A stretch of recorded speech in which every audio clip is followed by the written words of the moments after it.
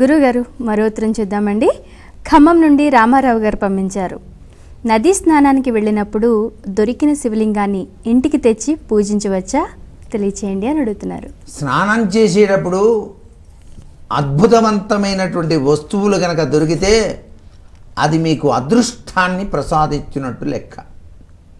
అందున మీరు స్నానం చేసేటప్పుడు మునగగానే ఒక స్ఫటికలింగమో పాదరసలింగమో దొరికిందనుకోండి, ఆ పరమేశ్వరుని అనుగ్రహం మీకు పట్ల చాలా చక్కగా ఉంది అని అర్థం.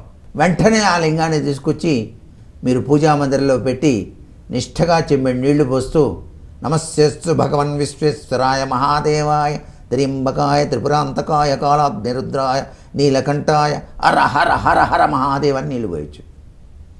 అలా పోస్తే పరమేశ్వరుడు అనుగ్రహాన్ని ప్రసాదిస్తాడు. మనకి నర్మదా నదీ తీరంలో బాణలింగాలు అని చెప్పేసి దొరుకుతాయి. చాలామంది స్నానానికి వెళ్ళినప్పుడు అక్కడ నర్మదా నదీ తీరంలో ఉన్న బాణలింగాల్ని కూడా తెచ్చుకుంటారు. ఇంట్లో పంచాయతనం పూజ చేసేటువంటి వాళ్ళు ఈ బాణలింగాన్ని పెట్టి పూజ చేసేటువంటి సాంప్రదాయం వస్తుంది. అంతదాకే ఎందుకు, త్యాగరాజుల వారు చూడండి, ఆయన అద్భుతవంతమైనటువంటి ఆ యొక్క రామ విగ్రహాలు వాళ్ళ అన్నయ్య గారు తీసుకెళ్ళి ఏట్లో పడేసాడు.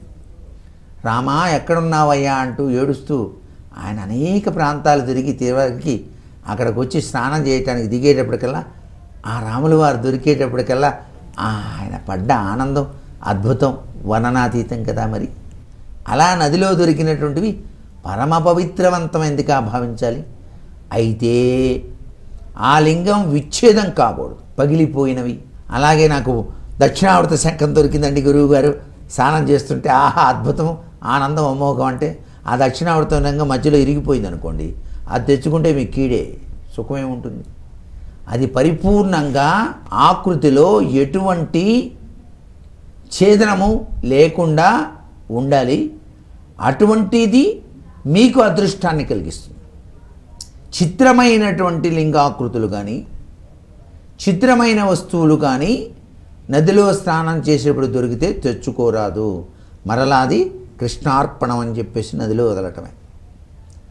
అలా వదిలినట్టయితే సుఖప్రదమైన జీవితాన్ని సాగిస్తారు.